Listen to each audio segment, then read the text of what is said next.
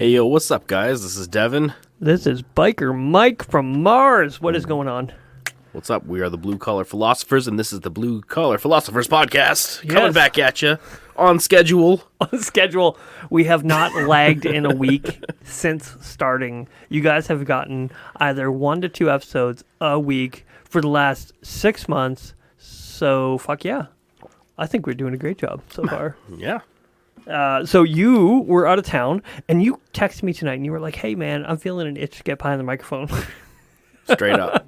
It's weird. You go a week without recording, you're like, I gotta get back. I gotta do it. I gotta do it. And I was thinking the same thing. I'm like, I don't know. I didn't even know you were out of town. I knew you had to go pick up Buddy and the family, but I'm like, oh, you're just getting back.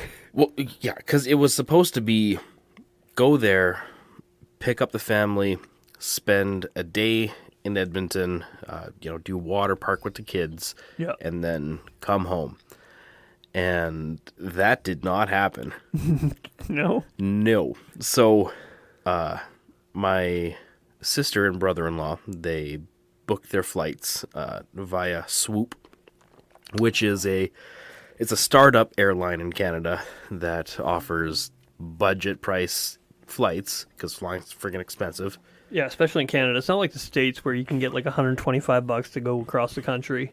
Yeah. It's an arm and a leg, and they have a few kids. Yeah, when you're flying with 4 kids and 2 adults, that adds up real fast. Yeah, And so Danny, he was working up north in their province, out east, and flew from his plant directly to Edmonton, and their family had to drive 8 hours to get to the airport where Swoop was operating out of. that's a lot. That's Yeah, and then fly from Deer Lake, Newfoundland, to Hamilton, New Brunswick, and then to Edmonton. That was the thing. That's not horrible. That doesn't sound too bad. No, it's not horrible. Logical. So my sister and the 4 kids, they are on the plane, super jacked, ready to go. They're, obviously they're all missing Dad because they haven't seen him in a month. And they're all missing the family, they're excited about a summer where they get to spend with us. Yeah. And they sit down on the plane, and they're about 5 minutes from being ready to taxi to the line. And the captain comes on the phone and says, all right, we're all set to fly to Deer Lake. Unfortunately, we have to let you guys know that the connecting flight, or it was supposed to be a touchdown. It's supposed to be a touchdown in Deer Lake. Swap passengers. They weren't even supposed to get off the plane, and then plane back up, heading to Edmonton. Right? It wasn't even like a proper layover. It's just a touchdown, switch, and move. Yeah. They're like, but the plane is not leaving Hamilton. It's not going to go to Edmonton.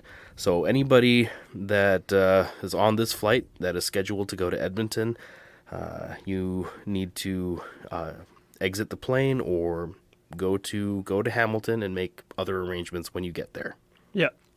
And they had 5 minutes to decide what they were going to do. But the kicker was, they told them, if you leave on this plane to Hamilton, flights are non-refundable. Fuck you. Yeah, they're like, if this doesn't, if nothing works to reconnect you, you need to make other arrangements. But if you leave this airport, non-refundable. And they're like, what? Like, that's like darn near $5,000 for them for their whole flight itinerary and stuff like that. It's like, so they got kicked off the plane and were left freaking out, wondering what the heck's going to happen. They're in a strange city with a small airport. yeah. And trying to work with the airline attendants, and they won't even refund the money. Like, after they get off the plane. Yeah, so the whole, you take off and Yeah. we take your money. No, for that one, they're like, okay, we'll either reschedule for the nearest time when a Swoop plane will go there, and we're actually not even sure when that's going to be. Or you can make other arrangements for yourself and submit the cost to us in a month, and we'll reimburse you at that point. Double fuck you. So then it's another plane flight that they have to buy out of pocket to make the trip happen. And Good job, Swoop. bearing Good in mind, job. they're 8 hours from home with nowhere to stay. So they have to book another hotel yet on top of it. Yeah. And doing all this in the middle of the night, like it was an evening flight, red eye. Yeah. Hey, Swoop, make it right. Make it. Yeah. Don't fuck you. You're new. We can still fuck you. Yeah, I'll just say, like, to all the people out there, fuck Swoop. Yeah. And it may seem like a good deal, like, for the price-wise, but with the way flights and shit like that are going in Canada right now, Yeah. do not trust them. Yeah. At least the bigger airlines, even though it'll cost more or whatever, you have more layovers to do and stuff like that, at least they have better systems set up to deal with canceled flights. Yeah. They're not gonna fuck you and be like, okay, well, you can wait. And they're like, look what they can get away with. They're gonna push it until they. It's like, what? We can do this because it's legal. There's nothing illegal that they did, but legal doesn't make it right. Yeah.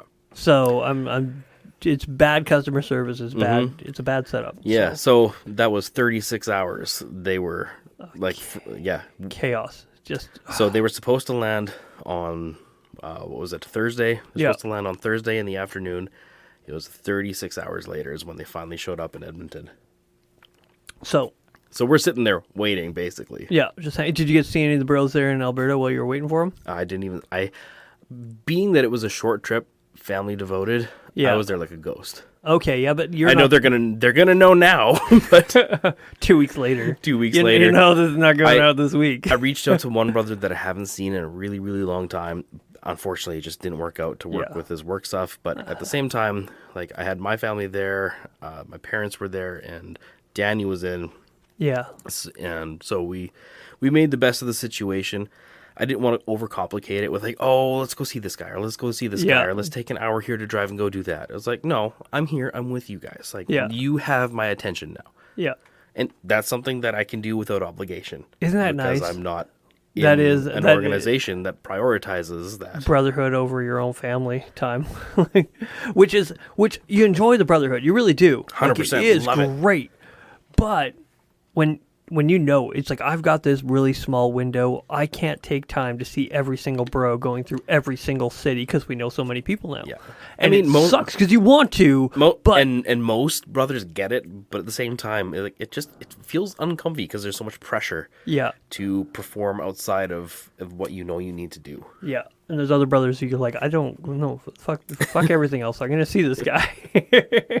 You know who you are. But I mean, like most of my bros in the area, like it's most of them I actually have seen already a couple times this year. Yeah. It's not like, Oh, you never call, you never write. I didn't call before. I am the worst friend. I've got a bro in town here. He's like, you never call. I'm like, you don't fucking call. I don't. No news is good news. Unless you're dead, I'm not going to hear from you. I know. yeah. But yeah, it's just one of those things. Also, while we were in Edmonton, the day after my sister and the family showed up, the whole country went into financial crisis because one internet provider went down.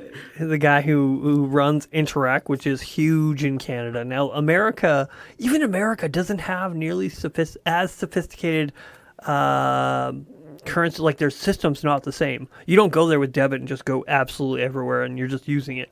There are places in the States where it's either cash or credit card. They don't have debit machines. Mm. And we're in Canada, everywhere has a debit machine or Interac, as some people know it. And that's just what you use everywhere you go. All the time. We don't use credit. Well, some people use credit cards everywhere, but it's either cash or... but really people are using their debit cards for most stuff. And that's really made people feel really comfy with this idea of a cashless society. Oh, yeah. Until fuck you. Yeah. So one internet provider goes down. Not even a bank. Mm-hmm. All it is the person who provides the service of communication between wireless devices. Yep. That's all it is. Yep.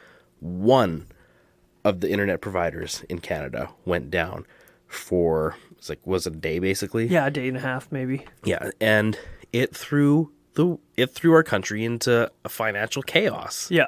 Like I was fine. Yeah, I mean most people are fine. I actually have lately started to use more cash in just actual bills in your day in coins in my day to day. And I was pretty thankful for that because it turns out we had enough to do what we wanted to do that day. Yeah, I had to get gas, and I was like, oh, I'm on the motorcycle. You scrounge together change from under the cushions, and Yeah. you can fill the tank, even at $3, no, $2.50 a barrel or a liter.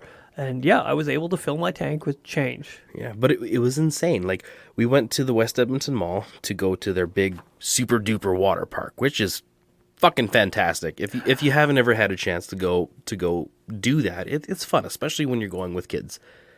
But we got there. There's this huge lineup of people. And we're like, are you in line? They're like, well, technically no. We're waiting to see if the internet goes back up so that we can get in, like, and pay for our fee. So They're there's this just huge hoping. queue of people hoping to get in. And it's only if you had cash, because their credit actually wasn't even working. Oh, their credit Their wasn't credit even was working. down too. Oh.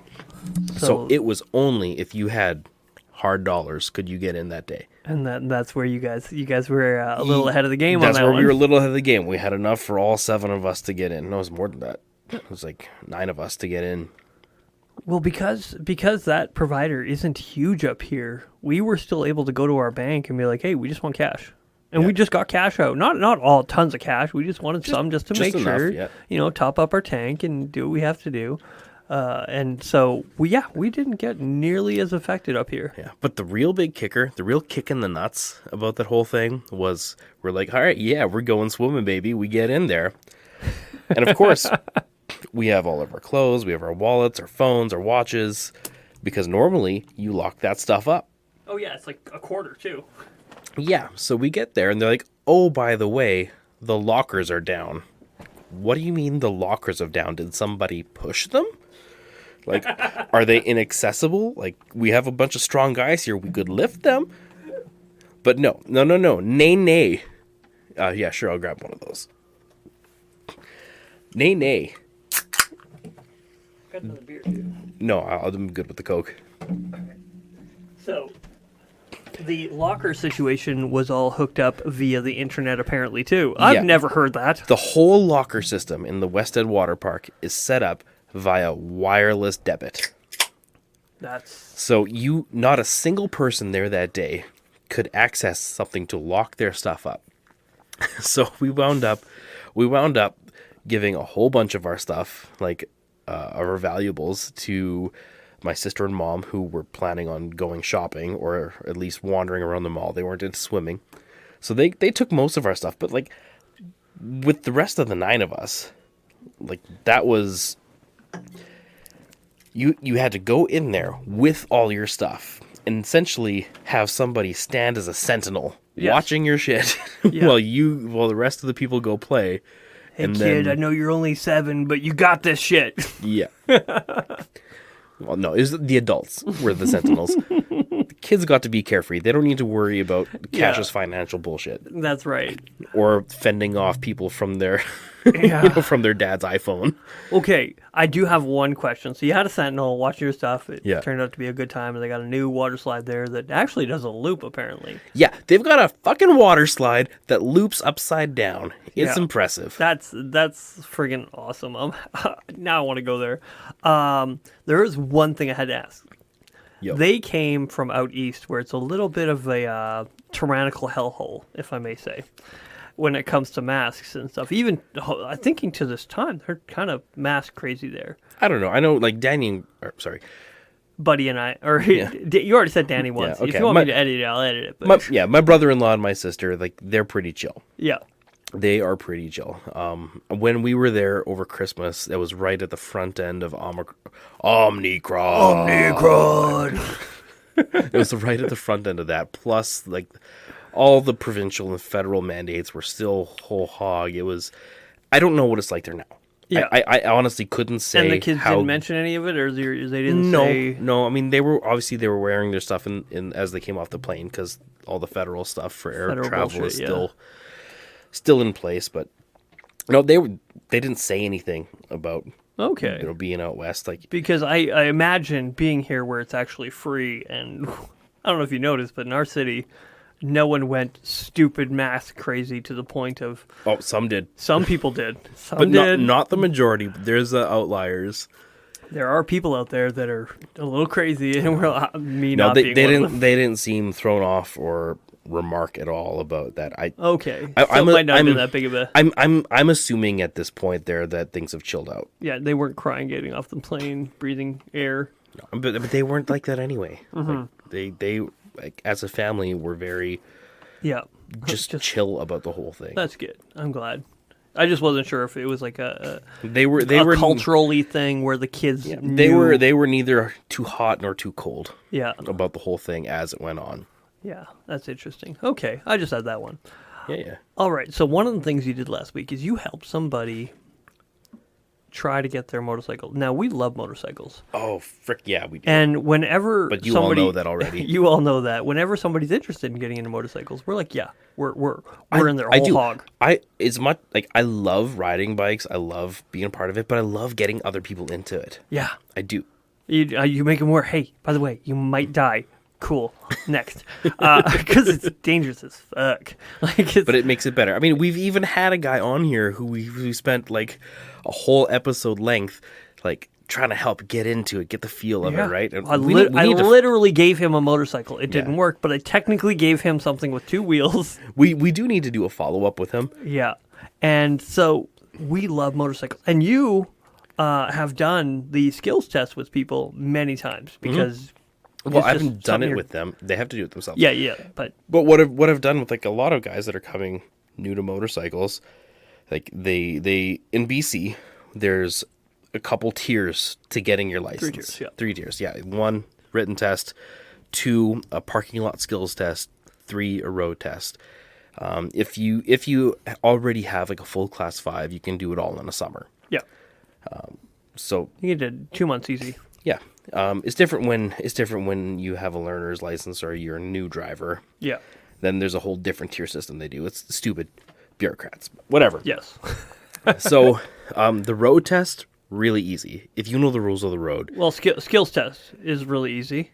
Or no, sorry. No, opposite. The written test, it's easy. Yeah, written test, super easy. Road test, easy. The one in the middle, the parking lot skills test, is the one that trips everybody up. Yeah. And so a lot of people want help to get past it, to know what to expect, to help, know what to do, like be taught how to achieve the goal of going through a very, very slow parking lot test through cones, doing different skills. Yeah. It's basic stuff, but it is tricky because it's easy to get on a bike and just let the throttle go and go down the highway. Yeah. And you've done it a few times. It's not like it's the first time. And not being surprised by it is really nice too. You walked me through it. We didn't do a whole lot, but you walked me through it and we figured it out. I did it on a tiny little motorcycle. A 1983 Honda VT 500. Yeah. You did it on your So there was you, there was Bud, there was Rob, there was Tut, lady that bought my mom's bike. Oh, yeah. There's been a couple other people that... Just randos. Yeah, randos that I've done this with. And so this guy here that I did this with last week was the first one to fail. Of all the people that I've like deliberately helped after I learned how to ride a motorcycle. It's all your fault. How do you feel about that? I've been thinking about it and I feel bad, but while I was doing this, I was like, this guy's going to fail this test. Yeah. I just knew it. You just knew it. Well, okay, what were some of the things? Like, okay, you can't just say, oh, I knew it. Like, there's like you're an omen, like, oh, there was his chakras were off. And, yes, chakra. We're making fun of y'all who believe in that shit.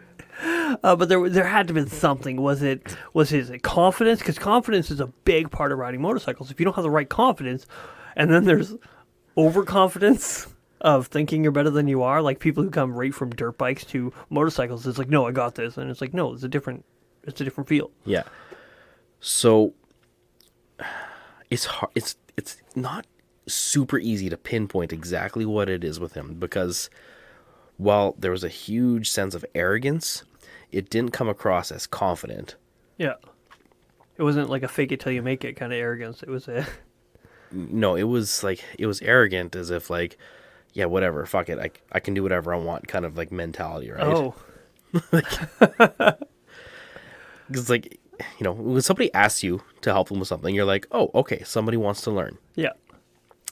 He didn't really want to learn. Yeah. It was like trying to do the exercise where you feather your clutch. Yeah. And Person walks beside as you're feathering. yeah, your they clutch walk beside you as you're feathering the clutch, and they walk slow, and they expect you to keep your motorcycle going straight while they walk you for like 30 feet or better, Yeah.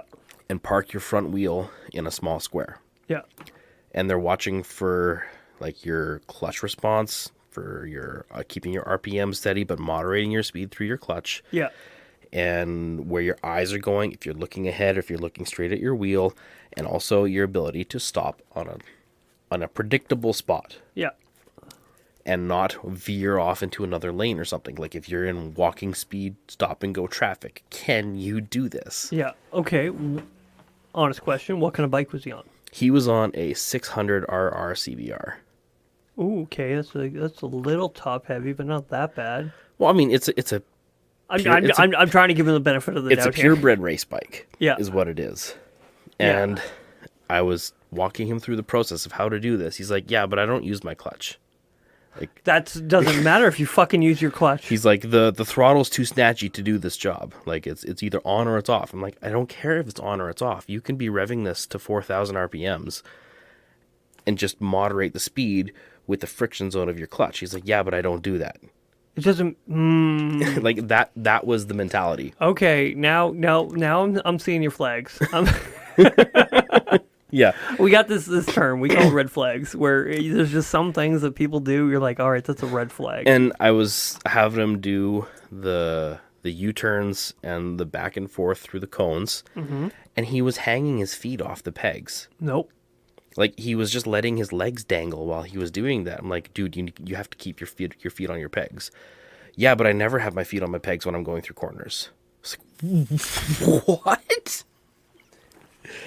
Did he know how long you've been riding for at this point? Yes, he did. So he knew that you knew. I hope he knew what you were talking. That you knew. I was what you were like, that talking is a about. fantastic way to break your ankle. Yeah.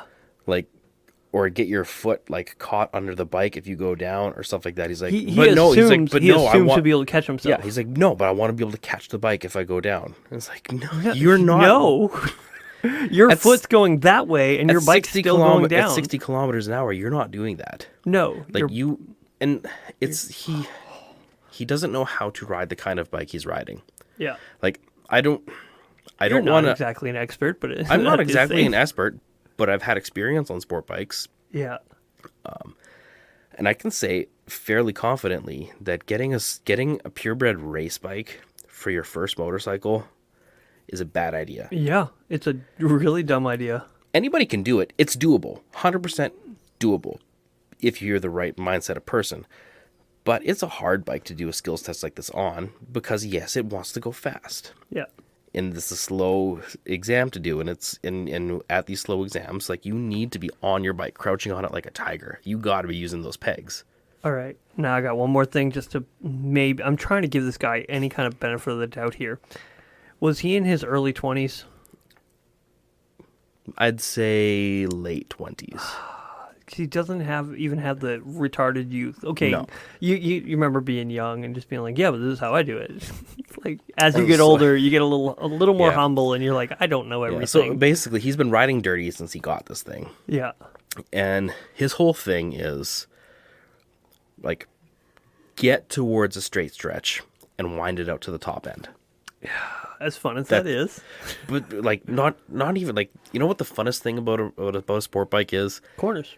It's the corners. Yeah. It's leaning that sucker over like and whipping through corners way faster than you think you should be able to, and doing it with perfect precision and balance and nailing it. Like it is so much fun. But he is like the man lets his feet hang off the bike when he goes through those things because he's afraid of them and doesn't understand that if you're going to be on a bike going through a corner, you need to be able to shift your weight using your feet, using your legs, clutching the trailer not the trailer, the chassis with your thighs knee. and Yeah, your knees and stuff like that. Like it's the man just got the fastest thing he could for the sake of going as fast as he could on straight lines. Yeah, And 'cause it didn't bother to learn anything about operating the machine.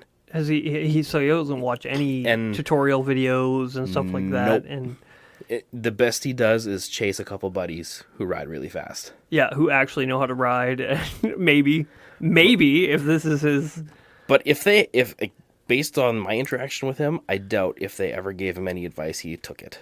yeah, And so I got away from that whole thing of like trying my best to give him the benefit of the doubt, tell him the things he needs to do to succeed at this. and he just threw it in the trash. And Seems him like. him kind of like trying it a little bit, realizing it's harder. Realizing it's hard to learn to do something the right way after you've developed really bad habits. Yeah, But I walked away from that. I was like, yeah, Carissa, he's got a 60-40 chance of failing this thing. yeah, more on the 60. Yeah. Yeah, and yeah, we double checked. Yeah, The thing is, my dad knows him because he's working with him, Yeah. and text him. He's like, "How'd it go?" He's like, "Yeah, failed." I was like, I called it. It's like we were even talking about it beforehand. He's like, "How do you think Arthur's gonna do?" I was like, "I told him straight up." Do I got it? No. He's like, "I think he's gonna fail it." He's like, "Really?" Yeah, some people, man. But like, I don't want to bag. I don't want to bag on a guy because I failed that test too. the skills test. The skills test. I Did I did. fail the skills test? Yes. No, I passed. The skills. No, you failed the written, right? I failed the written because of some technicality thing. Yeah. So yeah, the skills test I you passed. it. And I always had a critique of the skills test because it always seems like the person who's giving you the skills test doesn't ride a motorcycle, and that irks me. The person criticizing you riding doesn't ride, but at the same time, they got their little brown book and they can do whatever they want. Well, that too. But I mean, you don't need to ride to know whether or not the person's doing the right things. Yeah, but you don't feel that way when you failed. No. If you fail something, it's like, fuck you, you don't even know. They're watching to see if you're leading your eyes, Yeah. where you're going to go, because that helps control your bike. Like, you look where you want to go, and you'll go there. Yeah. And I was good on the You skills. know. It was the road test that I actually failed because I didn't turn my head enough for Yeah, you did enough shoulder checks. shoulder checks because they want you to shoulder check. When So you're you got to jerking keep that off. in mind when you're doing a road test, but like, there's nothing hard about the road test. You just Yeah. have to remember Shoulder not- check like crazy. Yeah. That's it. That's all. You could do that. I cut people off on the highway, but I did it safely. And so they're like, well, technically you didn't hold up traffic. And I passed.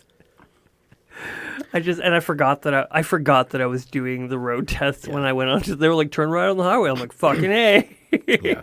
So rather than beating on this guy, it's like I'm remembering myself doing this test. Yeah. I did it after riding dirty for a few months. Like, I mean, given it was on a much more manageable motorcycle. The Suzuki, right? No, that was I was the Honda 500 that we had. Oh, like before the skills test. the Okay. Super yeah, old yeah. Shadow. Yeah. Like, so I failed the skills test on that because I didn't practice at all. I had been out on the highway with my dad a couple times, riding on the highway, doing a trip to Hudson's Hope, doing a trip to Chetwynd, Yeah. bombing Dirty, around. dirty. Yeah, I mean, I had a learner's license. Technically, I was riding with somebody, but I was doing it at a speed higher than what they restrict you to 60 kilometers an hour, which is like 30 after miles. After the written, it is 60 kilometers an hour in town only. You're not Yeah. allowed to be on the highway. Not allowed after dark. There's a lot of restrictions in BC, but where we live, it's a very small town. You don't- can you don't- only you do don't so have a lot many of town. loser laps before you lose your mind. And nobody really gives you guff for it. No. But anyway, so I mean, I spent time doing that, and I was like, okay, yeah, I've got a pretty good idea of how to handle the bike.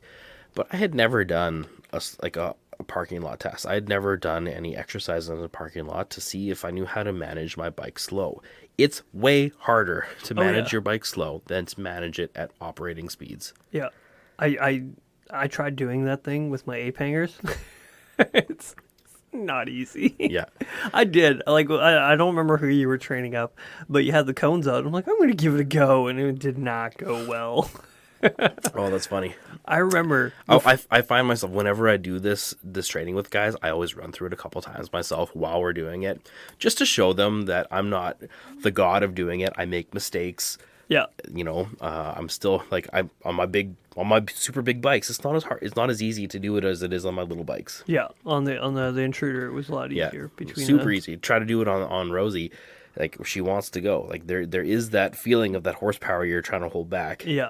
But if you're. But it's still doable. Like I show them, I'm not perfect. I'm not trying to like sit here on the God on high and judge you. I'm going to make mistakes too. I'm going to show you how I make them. Yeah. But at the same time, also going to show you that after doing this a couple times, I'm going to get better and better at it. And you can do that too.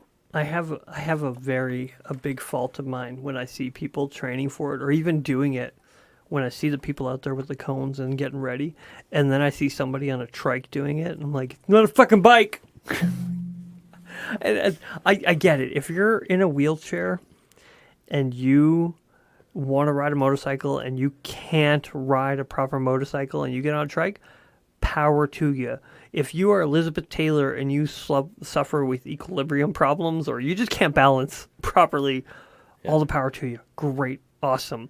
If you're just lazy, I have a real problem with the trike getting a motorcycle. But I know they have restrictions on them. If you do the test on a trike, you're limited to a trike. Yeah. Like in that case, fine, whatever. It's not like you're trying to lazily Yes, but why would they slough your way into riding a full motorcycle? Like Yeah. you're doing it so that you can ride this particular thing. And That's for a fine. long time, there wasn't a big distinction for a little while there, where a motorcycle license was a motorcycle license, trike or whatever. But now they've kind of caught up to the times and being like, okay, this is not the same machine. It doesn't corner the same. There's no drop risk. Yeah. It has But ABS. doing a skills test on one of those in a parking lot is very, very simple. Like, Yeah. It's almost impossible not to unnecessary. do it. It's unnecessary at that point. Yeah, it really is. Except for them knowing that they know how to use a hand clutch. Yeah, clutch and brake it, a quick brake. Yeah. Like the speed up and brake. Those are really that the one's things. It's really the good. steering and handling, so simple on a trike. But they do want to know that you know how to properly use a clutch and use your brake and throttle. Like, Yeah. and I think that's important. That at least there's that barrier to entry. Yeah, and do you know what I love showing people, especially new riders, is counter steering.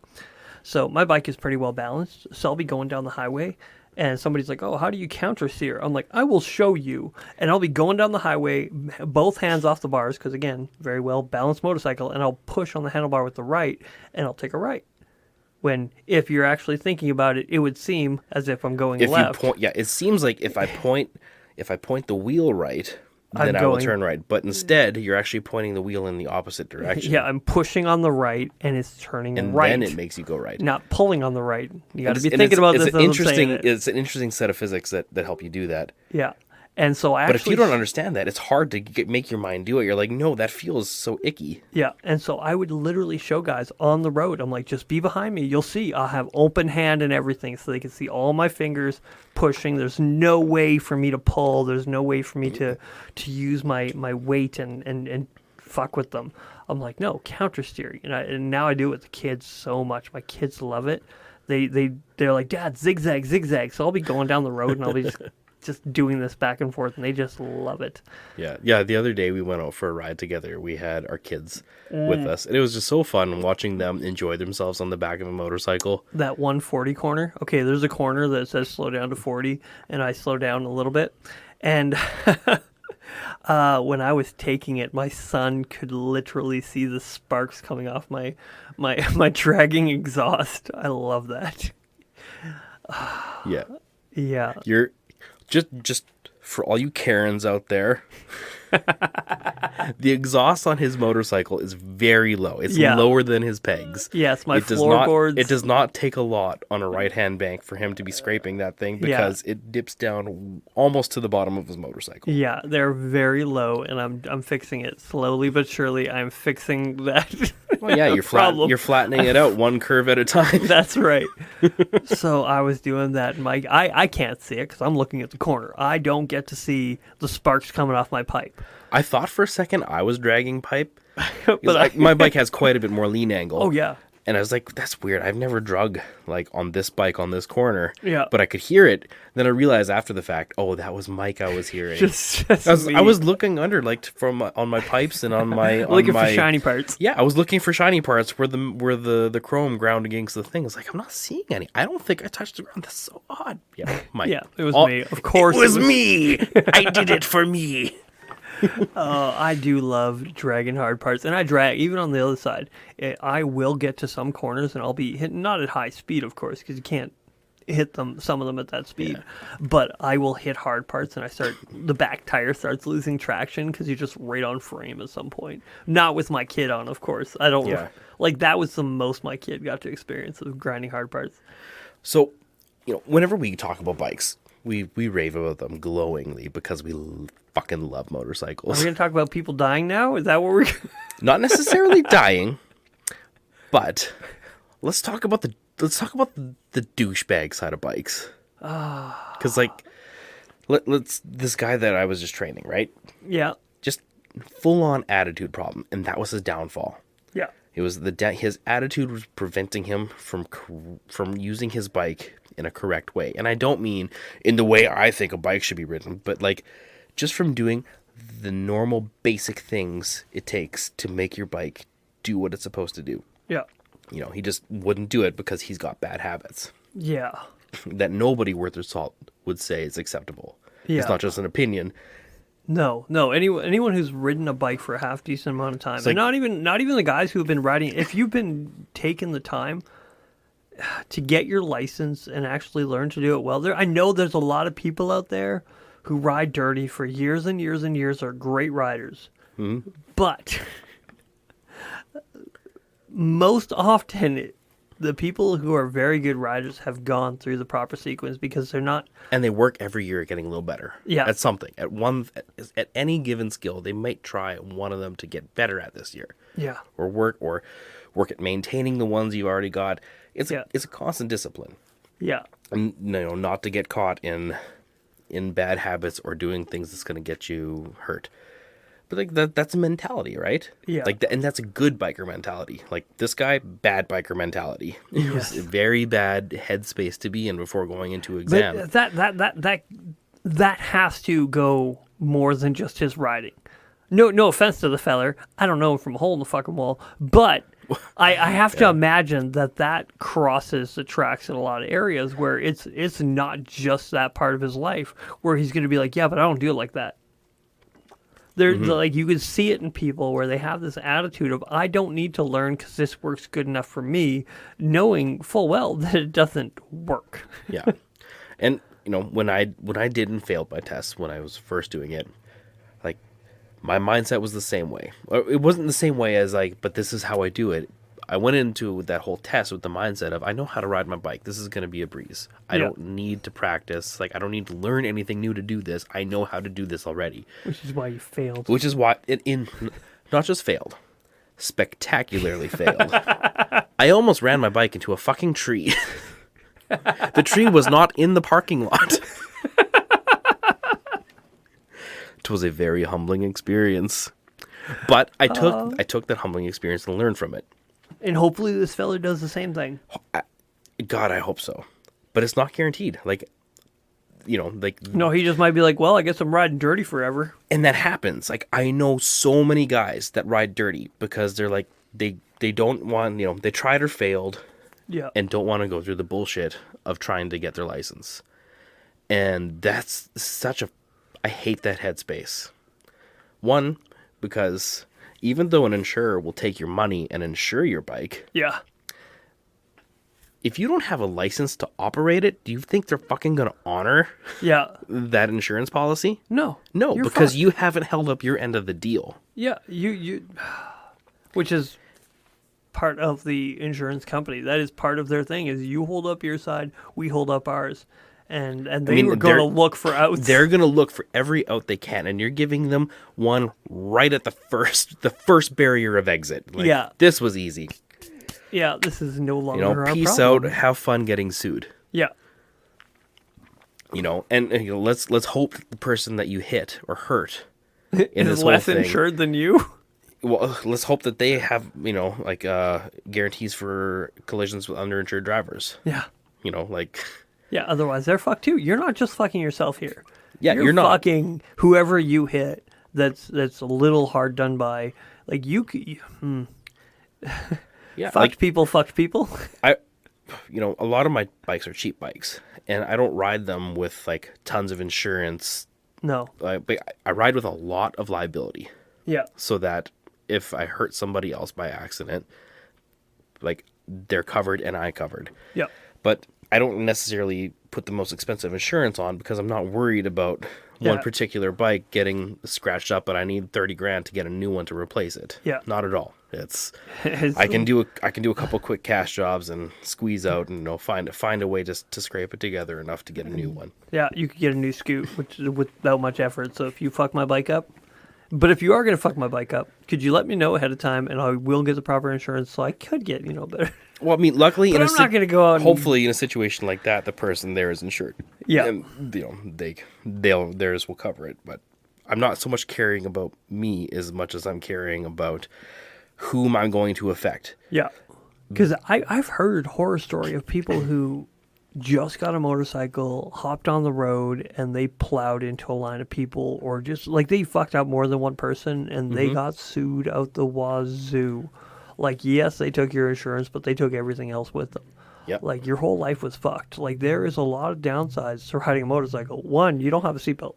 The fact that motorcycles are still legal somehow in this world. It's amazing. Like, think of smart cars. They are going more and more out of their way. Even the idea of seatbelts. They're like, how can we make cars even safer? And they got seatbelts, and those were having...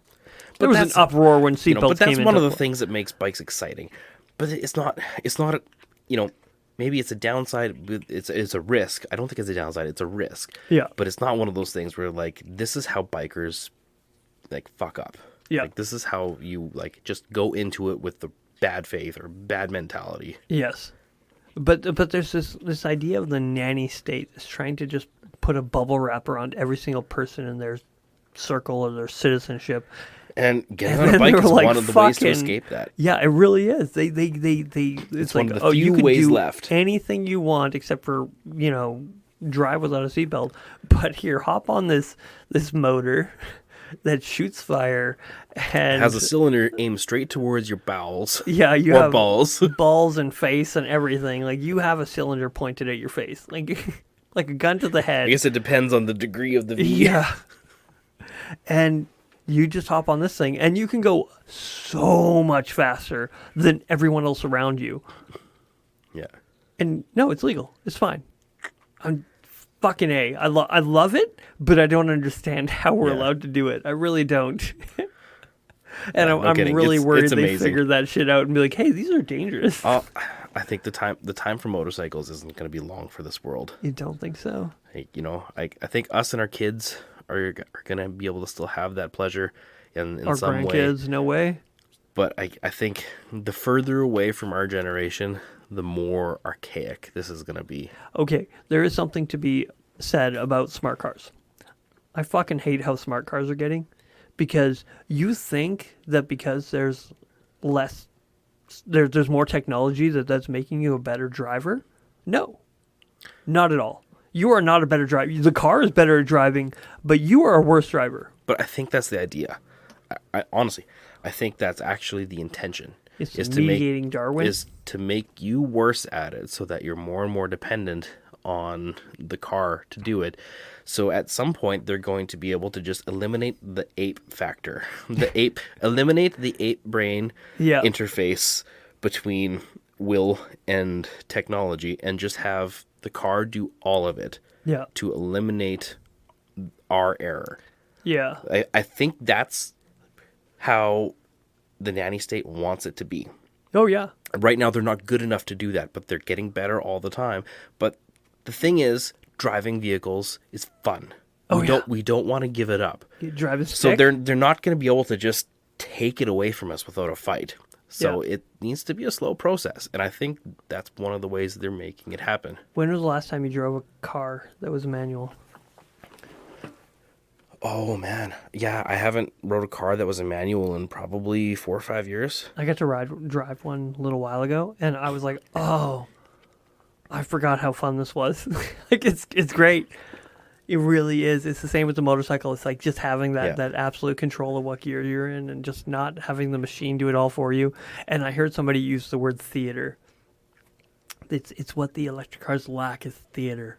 Yeah, that is the the rumble, the sound, feel, the just sound, the feel everything. of shifting, the shaking to it, right? It engages so many of your senses. Yeah, and now it's just electric cars that don't make sound, and they're literally injecting sound just so you don't blow your brains out because you're bored to fucking tears. So that you can so that you can hear it in some way. They make a whir. I feel like I'm participating. Yeah. It's like, no, you're not. You've got this you're riding a battery, and it's boring. That's one thing I hate about. But that being said, I've been looking into these electric bikes out there, not motorcycles, but bicycle, like E-bikes. e-bikes. I know what you're talking And I heard about. people are using them for like hunting and shit like that, because you're not planting, you're not making any sound. You're like, I've done some hunting with ATVs and stuff like that.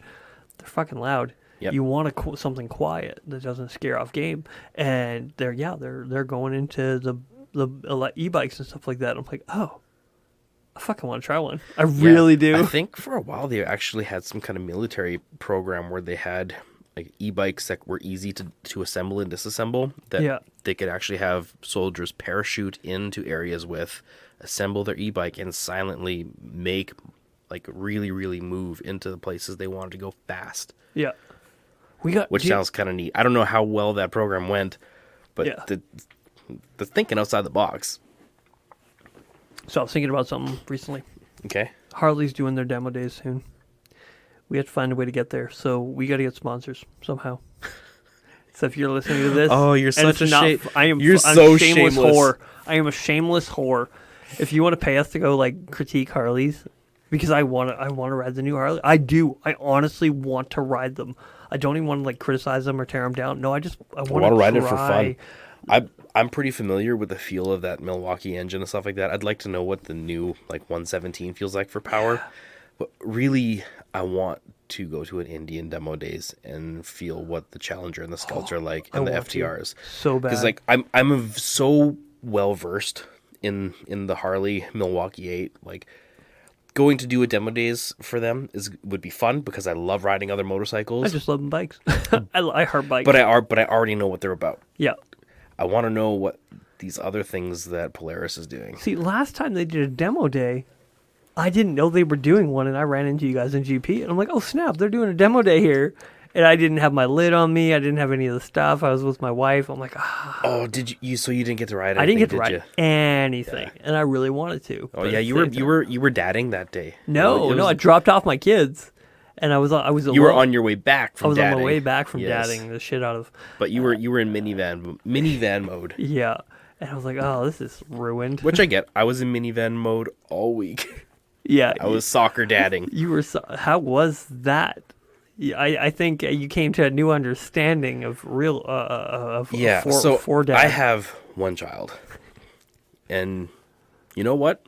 He's really freaking easy. It's like good kid. Going places with him is no problem. He actually likes road tripping, and he's super good about it. Yeah.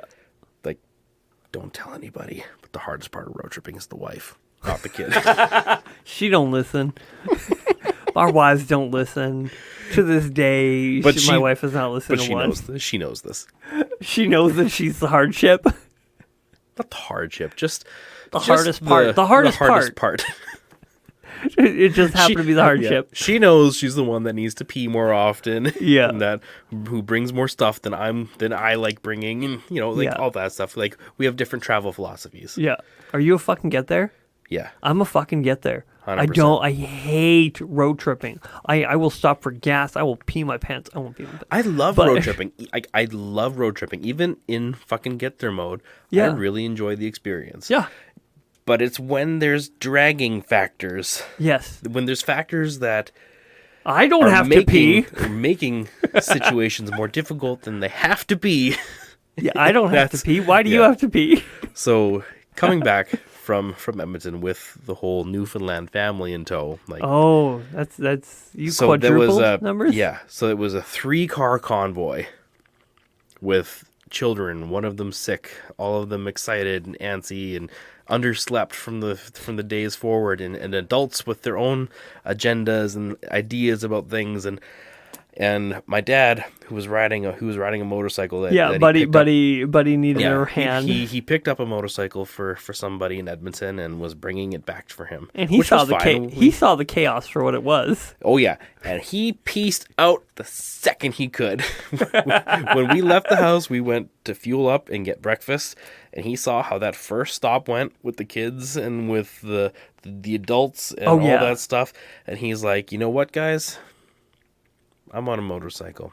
I'll see you when I get home. Yeah, And he was from he that fueled up second, and just fucked he was off. fueled up and gone. And I was like, I want my turn. reaching out like, take me with you.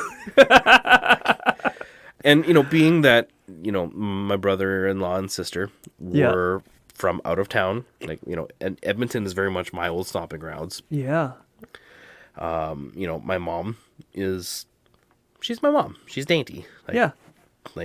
So it was on me to wrangle the posse. I am the man of the situation. The guy that normally does that, the patriarch, if you will, It fucked off. he's like, I paid my dues. I've got a brand new Harley and You're a gonna lot learn. of highway ahead of me. And Yeah. I was like, I can't even fault you for that. Go. Yeah, and he And so, yeah, the rest of the trip very much was, like wrangled by Yeah. myself. Yeah. Like, I mean, not like a, crack and whip or, it's just trying to keep three vehicles together for the most part takes some communicating. Especially when people don't know the area. You're trying to let them know where to go, tell them what places to plug into their phone, make sure that they're following you so they don't miss their exits. yeah, making sure everyone's on the same page. Yep, letting them know where the proper fuel stops for our card lock system are in each of the towns we go in and waiting for them to get there, making sure everybody fuels up on the card and then leaves together. Yeah. Kids peeing, making sure like all that and works. So many kids. So many kids. You went from one to of them five? is very ill. Yeah. It's like, You went from one kid to 5 kids. I was like, this is an experience. And I was thinking to myself, like, I have a whole new respect for Mike's loathe of road trips. Because you just got the one. This I is got why, the 4. This is and- why he just wants to stay home. Yeah. I fucking hate going and they... I don't think it's because you don't like doing or experiencing things. I think it's just the season in your life and it's too much of a pain in the ass. Yeah, it's more work than it's worth. It becomes a pain in the ass where you're like, I don't want to anymore. Yeah. It's just... I get it. You didn't get it. And the thing is, I didn't get it. I thought I did. Thought you got it. I had another guy I ran into a little while ago. He's like, I have a kid now. I'm like, how's it going? He's like, I'm busy. I don't even know what I'm doing, but I'm busy. He's like, I thought I got it. I didn't. It's a learn, man. It's and I love when people experience it or just a taste of it because I'm like, now you fucking get it. You're like, well, how is it so hard? How were you? Yeah, I'll admit there's times where you're like, yeah, I don't want to do that, or I'm not gonna go. Like, this one's too This is too a little, just too much effort Mike's to make being it. a bitch. Yeah, too much effort to make it work to bother doing this. Yeah. Or you do it, you're like, you fucking owe me because like you have no idea what I went through to get here. I'm like, oh come on, dude. It wasn't that bad. This is not that don't bad. be a bitch. Well, yeah. Fuck yeah. This went good. Like this was a good road trip. It went swimmingly. Fuck. Like how bad would it be if it went bad? Yeah, was it actually? It was. There are times where you're like, why the fuck are we stopping? I have to pee. Why didn't we pee back there? We were literally just stopped like 15 minutes ago. Why didn't I didn't have to pee there? Just pee anyways. I don't know. So the one kid, we get to Whitecourt. We make all the kids go to the bathroom. Yeah. Like put them in the stall. Like go. Doesn't matter if they pee. Just put them in there. Yeah. And so we did the whole thing and we asked, like, did you go? Yes. Okay. Good. And did you learn that kids are liars? I think so. Then we leave the gas station. We get 2 minutes down the road. I know I already went pee, but I really have to go again. Yeah. And they're not at the age that you can like throw a diaper on them. That's the best part about that babies. that one was one that my mom had to deal with. 'Cause we were different vehicles. Yeah. And so she turns around. Was she I'm in the Stang or the Flex? She was in the Edge. Oh, the Edge. Sorry. Yeah. Yeah, so turned around and went back for that. I was like, what the heck is going on? I couldn't get a hold of her. Yeah. So we pull over. It's like she didn't know her way through that particular area, stuff like that, and I thought something went wrong. Yeah. Like, Lost a kid, forgot them. yeah, That could have been a story they made up afterwards. Like, no, we didn't forget one. They just had to pee again. Yeah, that's what it was. yes, totally. Yeah. See, I see the value in a patriarchy at this point of everyone, Yeah. like, they bitch about it. It's My like, no. brother-in-law and sister, though, like, I don't know how they managed to pull this off, but they wound up being in the convertible together. So they were just together. What? Yeah. I was like, when it turned out we got to one of the stops, I'm like, wait a second. You son of a bitch. You offloaded all the kids into other vehicles. Genius. You genius, sneaky son of a bitch. Can't even fault him for it No. because he and Crystal deal with this day in, day out, like you do. Yeah. I'm like, You get an opportunity to be in a Stang. when you get an opportunity to have a little alone time with your lady in a hot red car, Yeah. you know, I think you sneak one or two extra kids in the other vehicle and don't tell anybody either. Yeah, keep it on the low and just, all right, yeah, for sure. I'm not even mad about it. I'm impressed, really. It's like, yeah. That's, fucking genius. Good job.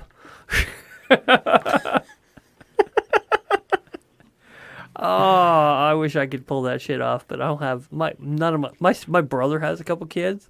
Well, one of my brothers has a couple kids, but all my other siblings don't, and there ain't no red Stang among me. But if there was a way to pull off getting an empty minivan, yeah. I couldn't. I'm doing math in my head and I can't figure out how to do it. I'm like, no, it's not there. That being said, I tried out a little small car. Yeah. I want to get a small car, man. You're tired of the minivan? No, I love the minivan. It's fine. It's great for my wife. I'm talking about a small car for me. Just something that I can buy. I saw an old CRX at the car show. Mm-hmm. I almost got a CRX. I love the Honda CRX. It's a cool little scoot of a car. Like, it's a 1.8 liter. It's just a fun little car, and I wish I would have gotten it. But it's just life. Anyways, yeah. All right. Well, let's wrap up here. I just want to wrap up with a couple quick fire questions. Let's tie into some biker stereotypes. Okay. Just to get into the negativity of bikerhood. Okay. All right. When you're in your worst self, what do you think of when you think crotch rocket rider?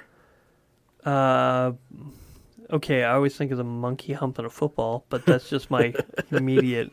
The worst thought I think of is either Suicide Machine, where they literally fucking die all the time. Yeah, one died in Dawson Creek just like a week or two ago. Oh, yeah. Doing a $180 in town on a 50-kilometer-hour street. It's because these fucking kids somehow get away with buying a 1,000cc crotch rocket because people are dumb enough to sell it to somebody.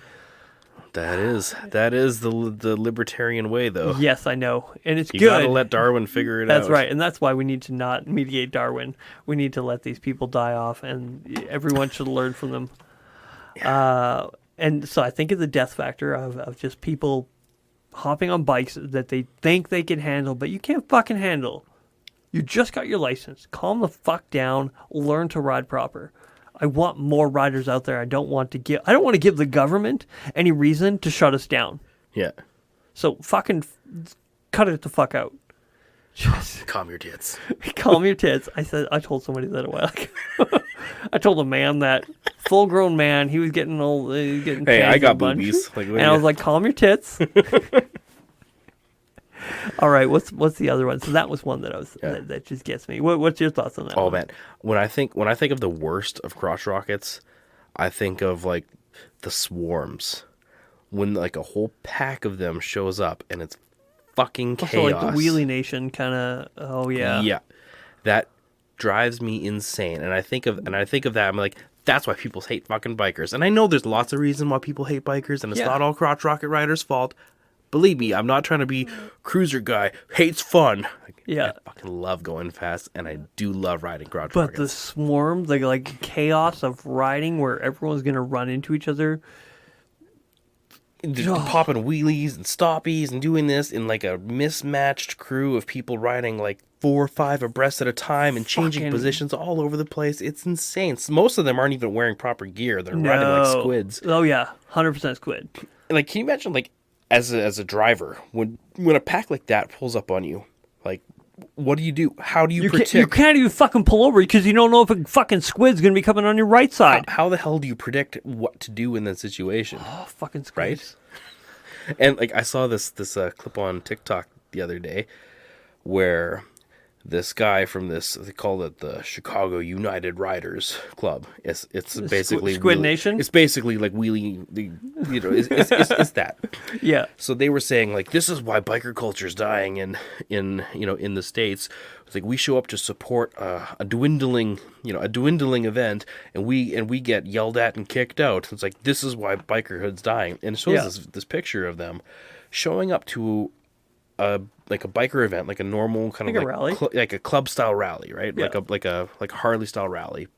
Oh, I think I've seen that clip. And this guy is yelling at them like, "Get the fuck out of here! Get out!" And they're just being like, "What? What did we do? We're here to support you." But they show up like 60 strong in a mismatched like flash mob without letting anybody know they were coming. Like just chaos of all these bikes all over the place, people doing wheelies and stoppies, and not like everybody else that rolls up to an event like that rolls up 2x2 down the street. They find the spot they're supposed to go, pull in, back their bikes in, get off, have a good time with everybody. Yeah. Controlled and respectful. Yeah, but there's always going to be somebody out there with a flame-throwing motorcycle or somebody who does donuts, and we tolerate them. Yeah, you maybe have one or two people that are idiots, and somebody there is going to go tune them in. Yeah, Yeah, they're going to be like, calm your tits. I've been the guy that's tuned in, a dude or two in the club that was being a jackass because I got to be sergeant at arms for a while. Yeah. In the crew I was in, and that's your job. Your job is to police yourself. Yeah. And to make sure that no one... The thing is, when they're there, they're representing everyone who is there. Yeah. They're not just representing themselves. They represent Exactly. everyone who's there. And that's why these squids and It just drives me nuts. And and to me, I think this is why we should get them off the road. It's a bad name for everybody. Okay, so those are the worst. Those are the parts of us that profile and are upset with the things we don't like. So... with cruiser riders, what is the dark side of the profile, the bad attitude that we should police? more than anything, the belligerents, the guys who just got too big of a mouth and just, I don't know, they're given too much credit. The guys who talk too much, that act as if they represent everybody, I don't know, those guys I have a hard time with. And I don't want to say the don't touch my bike guys, because I get that. I've been the, hey, respectfully, what the fuck are you doing? Like, I had somebody touching my bike a while ago, and I told him to fuck off pretty quick, because he wasn't there. He didn't talk to me. He wasn't interacting with anybody. He just went being stupid. So, I don't know. It's the guys that are like, talk a big game. If somebody touches my bike, I'm gonna fuck them up. Yeah, bro. That's what I mean when I say that don't touch my bike, guys. And nobody's near their bike. They're just around there being like, I'm just putting this out there so that everybody thinks that I'm a badass biker. Yeah. Those guys are like, just shut up. If somebody touches your bike, ask them not to. And if they do it again out of spite, then you step to them. The rich wannabe. I fucking hate the rich wannabe. The guy who's got more money, but his kilometers are so low. It's like the live to ride guy. Yeah, the but guy his with the live to odometer ride does not the reflect. live to ride guys with a big old CVO Ultra Glide that gets trailered places, or they ride it once a year for a one little road trip, or the guy that went to Sturgis once and therefore he's a big mile rider. Though that's the worst of it, I think, is the live to ride that with the low odometers. Oh yeah. That is my, but that's my but they act as if they're in it. It's like, oh yeah, I had this one time I went to the shop, and this other time I went to the shop, because all they do is spend their time at the shop getting their bike worked on, because it's stagnant and rusting out. So yeah, that's mine that I just hate. Yeah. The live to ride, but none of it's real. So I would say for me, it's not one that I have a personal pet peeve with, but one that I think that we need to tone down because it's pissing off everybody else. Okay. It's the extreme loud pipes save lives guys. Okay. So the guys that They make their bike louder than humanly possible. yeah, they're essentially just taking Trumpet. They're essentially just taking pipes off their bike and just having the cylinders themselves producing explosions at the side of their motorcycle. Like, I love a bike you can hear. Oh yeah. I love a bike where you twist that throttle and you know damn well the Yeah. thunder is underneath you. Yeah, Like, I love knowing that you can crack your throttle and scare a moose away from you that's thinking of hopping on the road. But not the, hey, how loud can I make my 650? Or the Or even just like the Harleys yeah, that I'm just straight pipes. You go through a tunnel and they're like just pulling their clutch in, revving their bike to the rev limiter the whole way through, coasting through. Just that's not a symphony.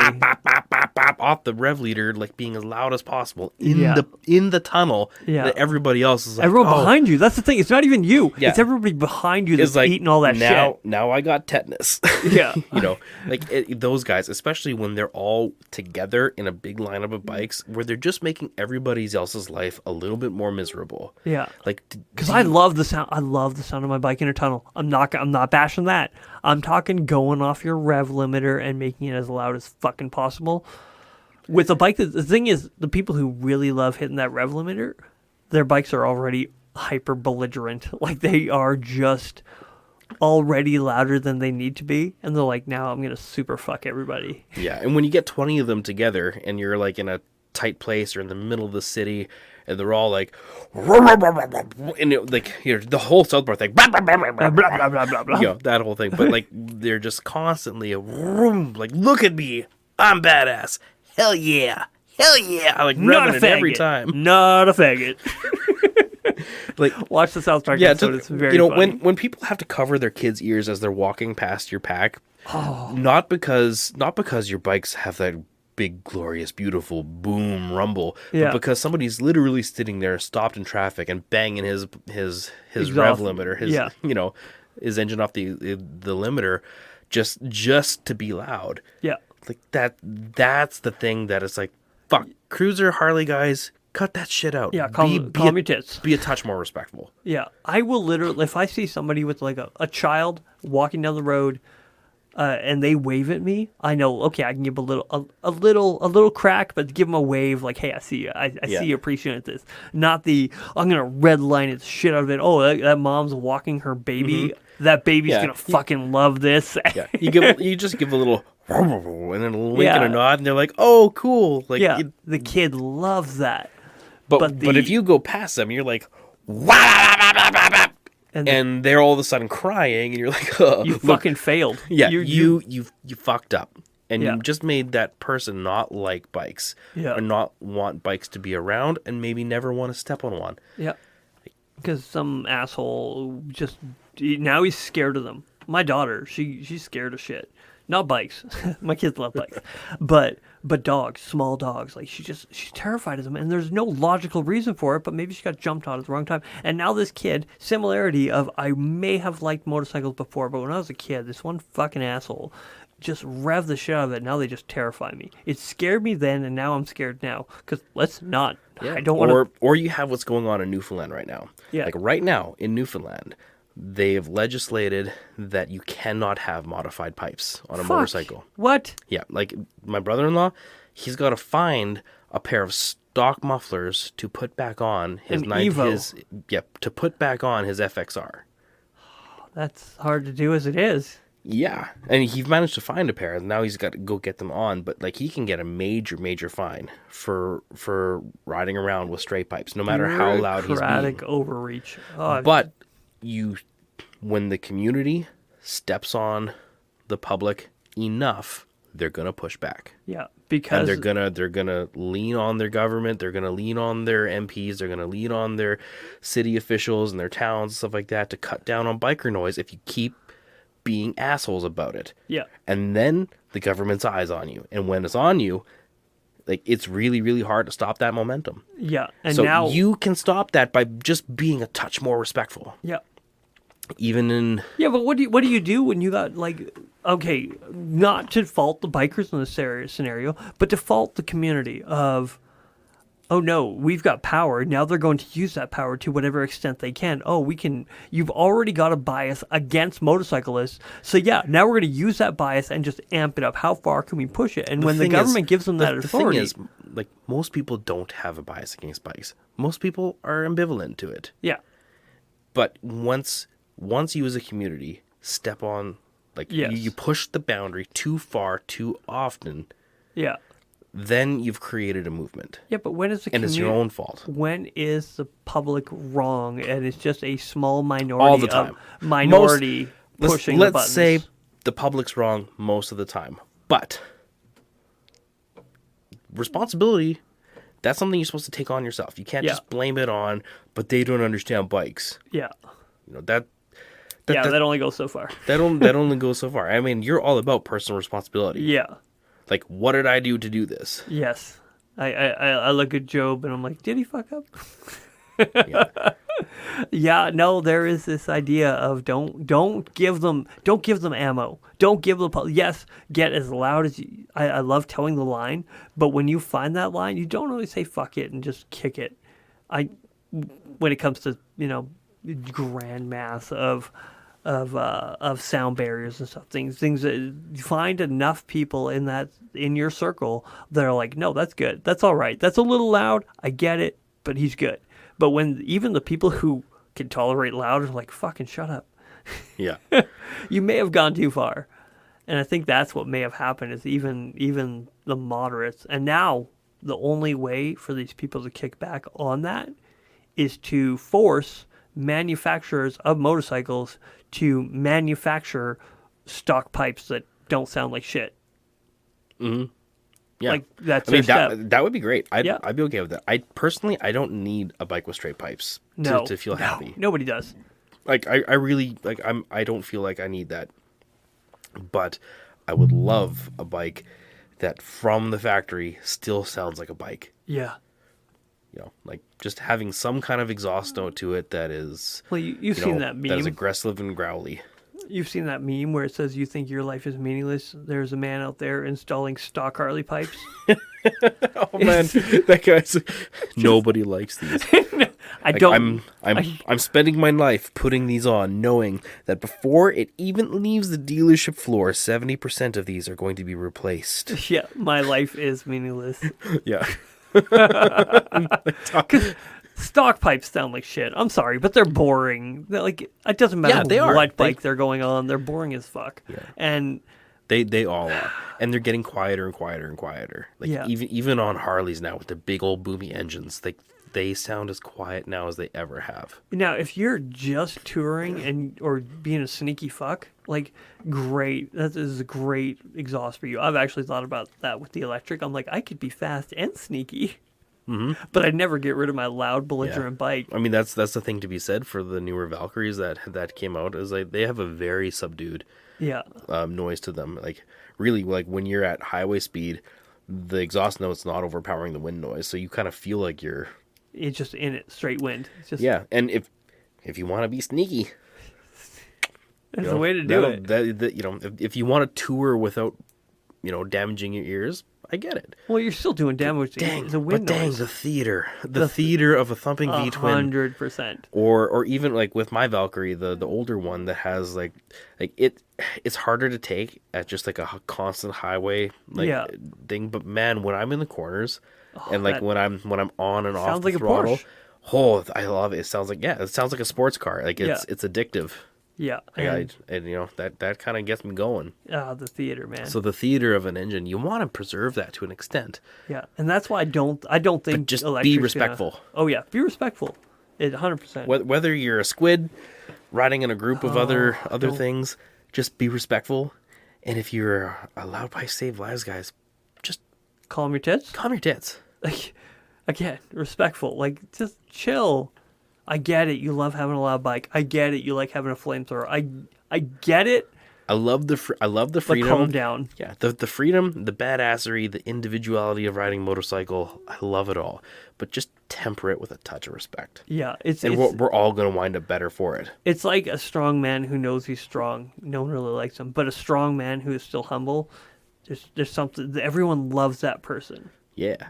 Yeah. And no one loves the guy who's just an arrogant asshole that knows exactly who he is, or not knows who he is, but knows how amazing he is. He's like, I'm fucking I am the tits, and everyone needs to treat me as such. No, just be like, yeah, no, there's probably somebody out there bigger than me. I know it's not, I know it's loud, but I like the sound, and yeah, I'm not going to be a dick about it. There's somebody else who has a louder bike out there, because that's the thing. Another thing about that, the sound, you're losing performance. Yeah. You are sacrificing performance for that sound. The back pressure does have an effect, and when you have no back pressure at all, you are losing out. Yeah, I mean, you can find a sweet spot of opening it up, but you have to also increase the air, like the intake. Yeah. Like, I mean, so like, yeah, you have to mess with the science of the motorcycle to keep the performance the same or to bump it up. Yeah. But you can't just throw open pipes on anything. Like, yeah, you're sacrificing power for sound. Yeah.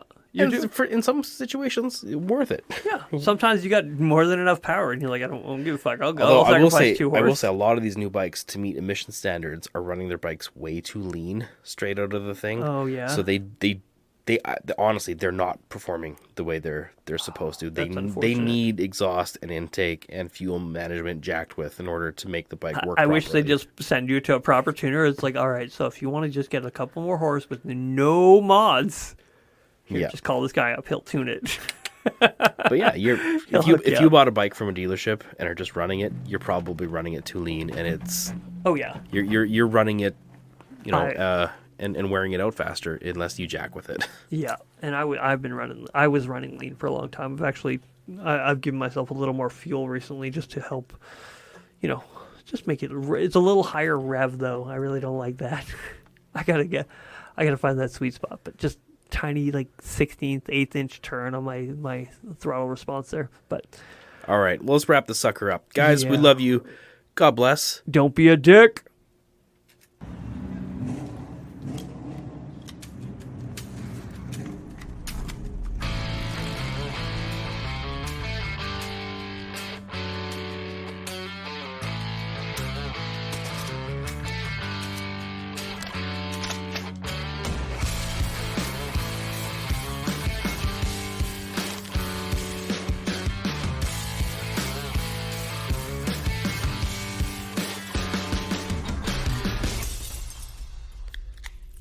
All right, that music has been brought to us by Kirk the Riffer Wells at Liquid State Audio. He is the guitarist, the producer, and the mixing engineer. Thank you from the Blue Collar Velocers.